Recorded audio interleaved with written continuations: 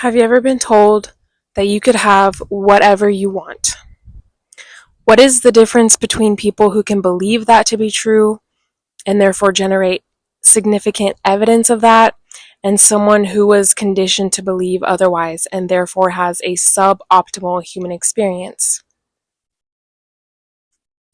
I've been exploring different spiritual frameworks, seeking truth, while also experiencing that whatever framework you choose is what seems to be reflected in your personal reality.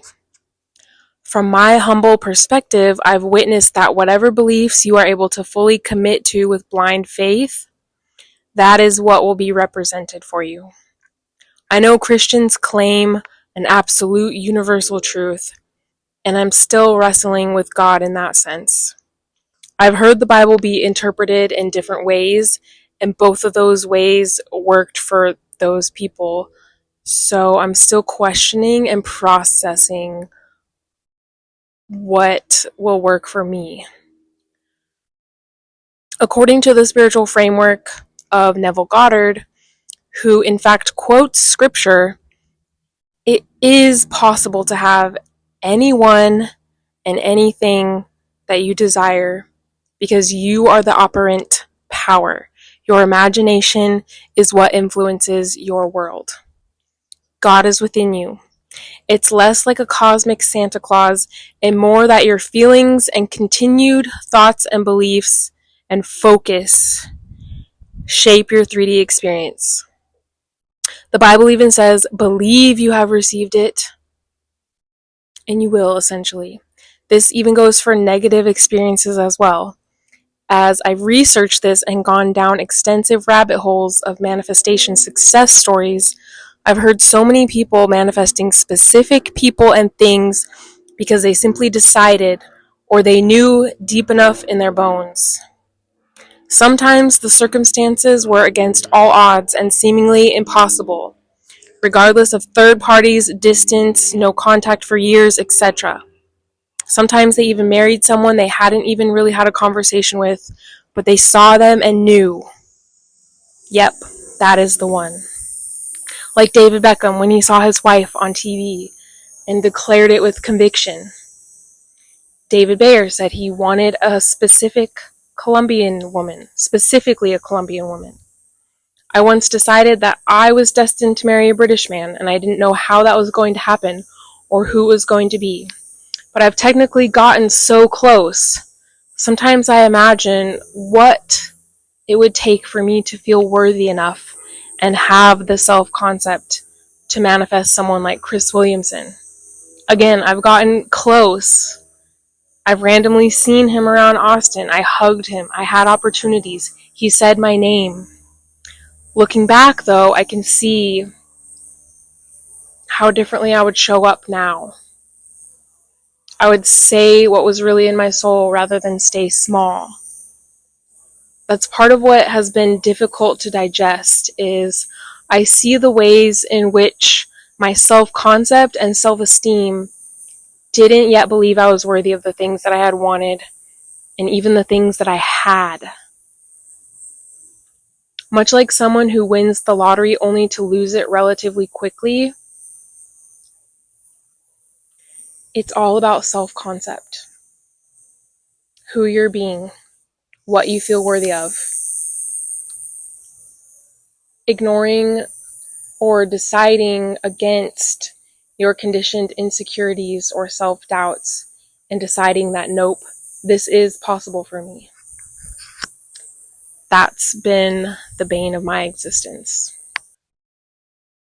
Something else I've experienced is that finally getting what you've always wanted in the 3D doesn't necessarily fill the void that you imagined it would.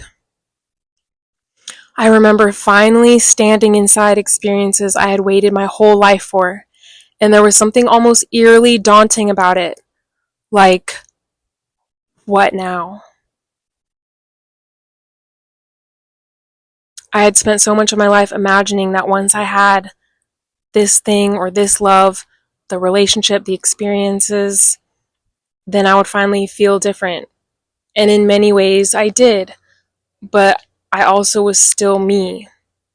The parts of me that didn't feel safe, worthy, or secure didn't magically disappear just because my external reality had changed. If anything, finally having what I thought I wanted brought those parts closer to the surface. Looking back, I didn't think that means I wasn't worthy of what I had. I think I simply hadn't learned yet how to feel safe having it. That's part of what I'm learning now, that getting what you want and having the internal capacity to peacefully receive it, enjoy it, and trust that you can keep experiencing beautiful things are entirely different. I've already experienced evidence that the kind of love and life I desire is available to me. I've gotten close enough to touch it, which means it no longer feels entirely theoretical. However, every relationship I've ever had manifested third parties, so I know that I am the common denominator. It takes a really, really strong person to take accountability for their vibration on an energetic level, rather than blaming the external for everything. But I also think there's a difference between accountability and self-punishment. I am learning I can look honestly at the ways that my fears, insecurities, and expectations may have shaped what I experienced without necessarily deciding that every painful thing that happened was somehow proof that I had failed, though that was honestly my tendency for a while.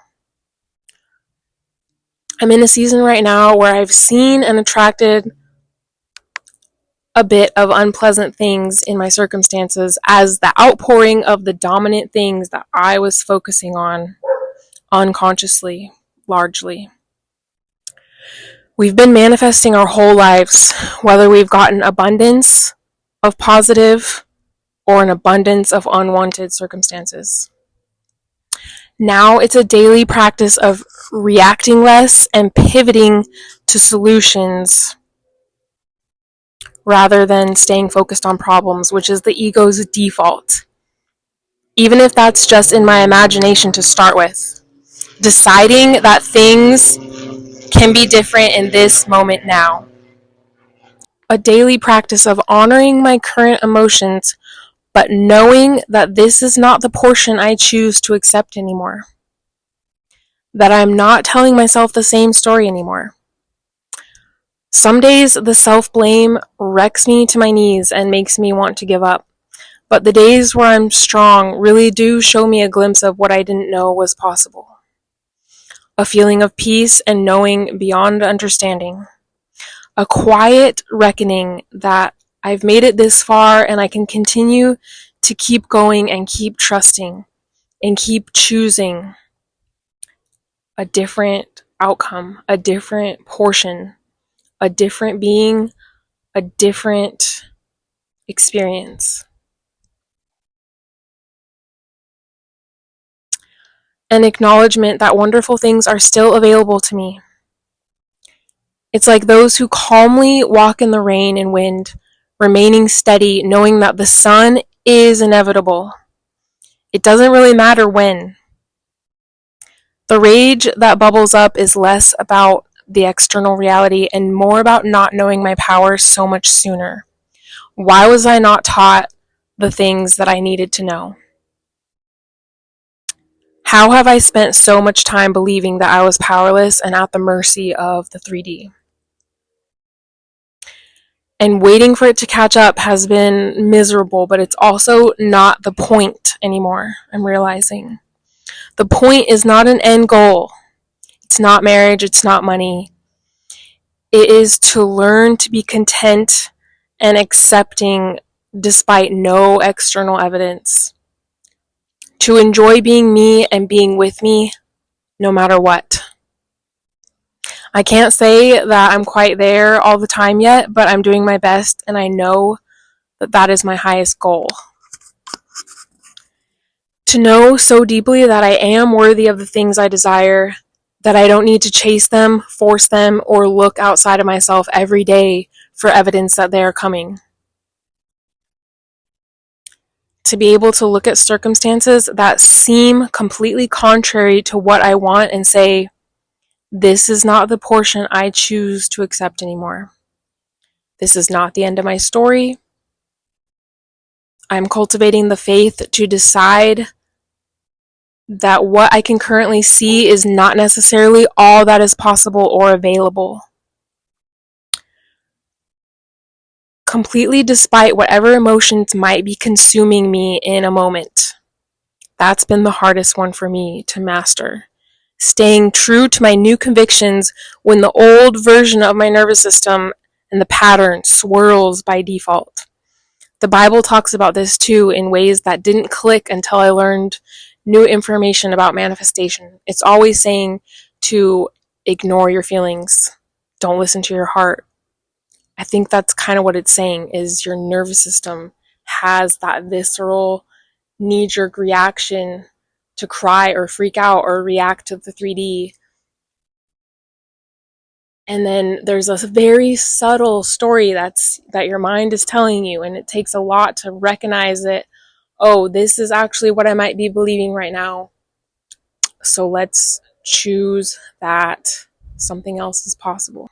So I'm aware the greatest thing that I could manifest isn't even the British husband, even though that would be nice. The money, the home, the friends, the life I've imagined. It's actually becoming the version of myself who genuinely believes that she is worthy of having them, who can experience uncertainty without immediately making it mean that she's unwanted, unlucky, powerless, or doomed, who can walk through the rain without screaming at the sky for proof that the sun still exists. Because the sun is inevitable, as I said earlier. I don't know exactly what I believe yet. I'm still wrestling with God. I'm still questioning manifestation. I'm still questioning how much of our reality we actually create and how much remains mysterious. But I'm becoming increasingly curious about what happens when I stop using my current circumstances as evidence of what is possible for me. What if I could have whatever I want? I don't know, but maybe my work right now is becoming someone who is finally willing to believe that I could. This video is a bit of a watered down version from another more detailed video I wrote that I'm still debating on sharing. I just really want the weight and the gravity to be felt of the progress that I've made, and that I'm currently standing here able to speak about them from a slightly more detached place than I ever thought possible. And the way that I hope my personal experience and sharing the knowledge that I wish I had known earlier could benefit someone else. That's all I want. Though I've never quite met anyone that was in as dark of a place that I was in, so maybe some of my story is partly just a diary for me, and I accept that. Anyways, thank you for witnessing. Please leave an inspiring comment below, and I'll see you next time.